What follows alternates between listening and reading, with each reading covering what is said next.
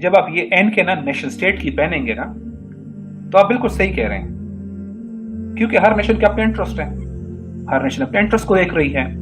یہ nation state ہم پہ امپوز کیا گیا ہے، یہ خلافت کو توڑ کر ہمارے ممالک میں سے کچھ لوگوں کو اٹھا کر ہمارے اوپر بٹھایا گیا ہے جو ان کے انٹرسٹ کے مطابق فیصلہ کرتے ہیں. آپ کا کیا خیال ہے یو اے کی عوام اسرائیل کو تسلیم کرنا چاہتے ہیں؟ آپ کا کیا خیال ہے سعودی عرب کے عوام اسرائیل کو تسلیم کرنا چاہتے ہیں، یا سوڈان کے عوام تسلیم کرنا چاہتے ہیں، یا جارڈن کے یا مصر کے یا ترکی کے، کون تسلیم کرنا چاہتا ہے؟ جن ملکوں نے تسلیم کیا نا، میں ویسے ایک مثال کے طور پہ ذکر کروں، وہاں یہود آتے ہیں، بزنس ڈیلز کرتے ہیں، 40 سال ہو گئے تسلیم کیے ہوئے، وہاں کے عوام یہود سے گل مل نہیں سکے آج تک، مسلم تو ایکسپٹ نہیں کر رہے. ٹھیک ہے، تو آپ جب چیزیں دیکھ رہے ہیں جو اختلافات، gulf versus this versus that, this versus this, یہ آپ اس سٹرکچر کے اندر دیکھ رہے ہیں، اور اس سٹرکچر کے اندر یہ نیچرل ہے کہ ایسا ہی ہونا چاہیے. ٹھیک ہے، دیکھیں اسلام جو ہے is not colonial, is not imperialistic. وہ علاقے فتح کر کے ان کو اپنے لیے ایک کالونی نہیں بناتا کہ اس کے وسائل لوٹ کر وہ ایک سینٹر میں جمع کرے جس طرح ویسٹ کیا کرتا تھا. اسلام کا یہ طریقہ ہی نہیں ہے. مسلمان جس علاقوں میں گئے اس کو علم، ترقی اور لیاقت اور فنون کا گہوارہ بنا دیا. بخارا، سمرقند ہو، یا وہ بغداد ہو، یا قاہرہ ہو، یا استنبول ہو، یا مدینہ ہو، یا دہلی ہو، یا ہرات ہو، ہر جگہ کو ہم نے سینٹر آف لرننگ بنایا ہے. اسلام نے ایسے ڈیل کیا ہے. اسلام نے کسی کو عربوں کے اوپر عجم کا خلیفہ یا عجم کے اوپر عربوں کا خلیفہ نہیں نافذ کیا، اس سینس میں کہ وہ ایک ملک دوسرے کو کنٹرول کر کے قابض ہو کے ان کے وسائل لوٹ کر ان کو غلام بنا رہا ہے. یہ اسلام کا سٹائل نہیں ہے. اس لیے جب آپ اس کو اس سسٹم میں دیکھتے ہیں نا کہ عربوں کا خلیفہ ادھر آئے گا یا یہاں سے ان کے اوپر خلیفہ بیٹھے گا، تو اس قوم والے لوگ نہیں مانیں گے. یا آپ اس سسٹم سے دیکھ رہے ہیں. اب اس کو اپوزٹ جائیں ذرا، میں آپ کو ایگزامپل لیتا ہوں. آج ویسے ہی التغرل آ جائیں، ٹھیک ہے، آپ اسے ریجیکٹ کر دیں گے کیونکہ وہ ترکی ہے. صلاح الدین آ جائے کرد، آپ اسے مسترد کر دیں گے کہ یار یہ تو کرد ہے، میں کیوں مانوں اس کو. علاؤ الدین خلجی آ جائے جس نے منگولوں کو 5 دفعہ ڈیفیٹ کیا ہے، وہ عربوں کے اوپر آ جائے، وہ کہیں گے نہیں مانتے اس کو. ایسے ہوگا؟ نہیں. اوٹومنز رول کرتے رہے، کس نے مائنڈ کیا؟ امیہ عباسی رول کرتے نہیں رہے، 500 سال حکومت کرتے رہے، کس نے مائنڈ کیا ہے؟ یہاں کے عورتوں نے 17,000 سونے کی چوڑیاں بیچی ہیں اوٹومن خلافت کو بچانے کے لیے. انہوں نے یہ کیوں نہیں کہا کہ ترک خلیفہ ہم کیوں مانے؟ نہیں کہا نا انہوں نے. کبھی اس ہندوستان میں کسی نے کہا عباسی خلیفہ نہیں مانتے. کبھی ایجپٹ کے اندر لوگوں نے کہا کہ ہم کائرو کے اندر خلیفہ نہیں مانتے. مسلمانوں کو کوئی فرق نہیں پڑتا کہ ان کا خلیفہ بغداد میں بیٹھا ہوا ہے، دمشق میں بیٹھا ہوا ہے، وہ استنبول کے اندر بیٹھا ہے، مدینہ کے اندر بیٹھا ہے، یا قاہرہ کے اندر بیٹھا ہے. مسلمانوں کو کبھی فرق نہیں پڑا اس سے. فرق کیوں؟ مسلمان اس کی پرواہ نہیں کی. کیونکہ دیکھیں، اگر یہ ایک آج پاکستان کا ایک خلیفہ اگر آتا ہے یہاں پہ اور وہ فلسطین کے لیے اپنی فوج کو موبلائز کرتا ہے، تو کیا عرب مسترد کر دیں گے اس کو؟ جو ترس رہے ہیں کہ فلسطین کے لیے کوئی آواز اٹھائے، وہ اردوغان کو ہیرو بنا لیتے ہیں جو صرف باتیں کرتا ہے. وہ اردوغان کو قبول کر لیں گے جو صرف خالی باتیں کرتا ہے. اتنی یہ امت انتظار میں ہے کسی خلیفہ کے جو حقیقی ایکشنز لیں. تو جب ہم یہ سب کچھ دیکھ رہے ہیں تو ہم اس کو غلط پیراڈائم سے دیکھ رہے ہیں. آپ کو اسلام کے سسٹم کے اندر سے دیکھیں گے تو آپ کو ڈیفرنٹ طریقے سے نظر آئے گا. بھی ہو سکتا ہے. تو سب سے پہلے تو اس بات کا تعین کرتے ہیں اور اس بات پہ روشنی ڈالیں کہ خلافت سے مراد کیا ایک ٹائٹل ہے یا یہ کسی ادارے اور انسٹیٹیوشن کا نام ہے؟ صحیح، جزاک اللہ خیر. میری بات کلیئر ہے آپ لوگوں کو؟ جی جی بالکل کلیئر. اوکے، دیکھیں بنیادی بات یہ ہے کہ جہاں تک ٹائٹل کا تعلق ہے تو مسلمان ہسٹوریکلی ٹائٹل چینج کرتے رہے ہیں. خلافت بھی لفظ استعمال ہوا ہے، امیر المومنین بھی ہوا ہے، سلطان لفظ بھی استعمال ہوتا رہا ہے، احادیث میں امام لفظ بھی آیا ہے. تو بنیادی بات یہ کہ اٹس ناٹ اباؤٹ ٹائٹلز.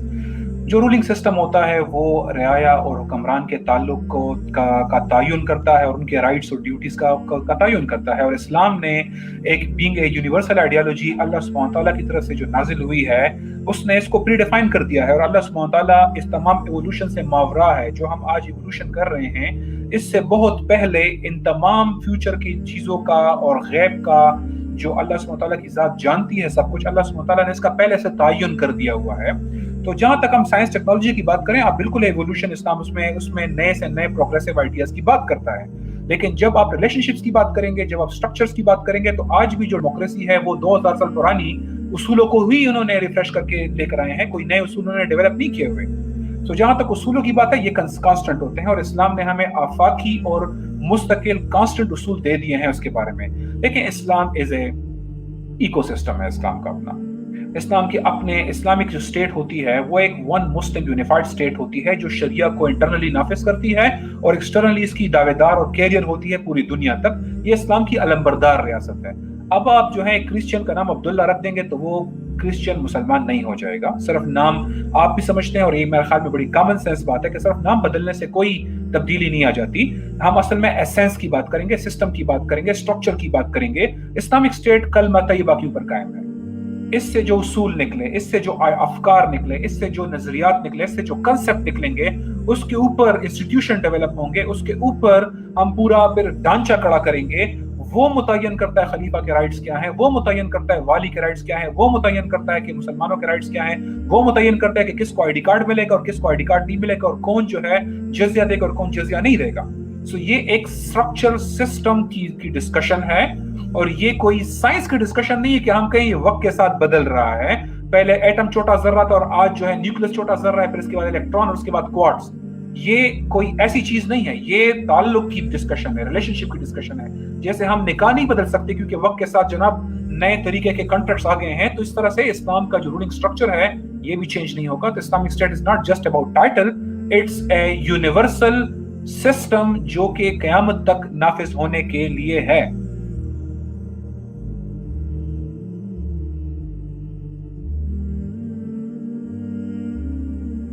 دیکھیں عمران صاحب، یہ بات کہنے کی حد تک تو بڑی خوبصورت ہے، لیکن آپ جب خلافت کو ڈیفائن کر رہے ہیں تو آپ یہ کہہ رہے ہیں کہ یہ کمپلیٹ ایک نیا ایکو سسٹم ہے.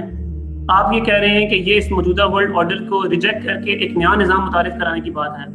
تو آپ تو پھر یہ کہہ رہے ہیں کہ آپ یہ یو این اور یو این سے متعلقہ پورا ورلڈ آرڈر، یہ پورا اکنامک ورلڈ آرڈر آپ اس کو نہیں مانتے.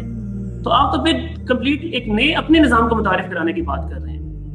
تو دیکھیں پھر تو میں آپ سے یہ سوال کروں گا کہ دیکھیں اس کا مطلب کیا ہے؟ تو کیا ہم آج سے 1000 سال پرانے دور میں رہ رہے ہیں؟ کیا ہم یہ خواب دیکھ رہے ہیں کہ گھوڑوں کے اوپر چل کے کوئی نیا جو ہے ایک لیڈر ہمارے درمیان پیدا ہو جائے گا؟ کیا ہم اس پرانے زمانے کی سلجوقی ریاست کی بات کر رہے ہیں؟